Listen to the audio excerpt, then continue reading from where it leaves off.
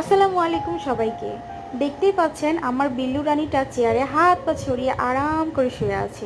সে এইভাবেই শুয়ে থাকে এবং আরাম করে। আর আমার বাবা যদি কখনো চেয়ারে বসে থাকে বা আমার বাবার চেয়ারের পাশে যদি কোনো চেয়ার ফাঁকা থাকে, তাহলে সে দৌড়ে গিয়ে টুপ করে সেই চেয়ারে উঠে এইভাবে ঠিক বসে থাকবে এবং শুয়ে থাকবে এবং ঘুমাবে।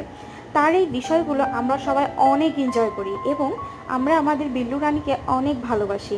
আমাদের বিল্লু রানী এতটা লক্ষ্মী, এতটা ভদ্র, সে কখনো ডিস্টার্ব করে না। তবে আমার আম্মু যখন মাছ কাটতে বসে তখন মাঝে মধ্যে আম্মুকে একটু ডিস্টার্ব করে।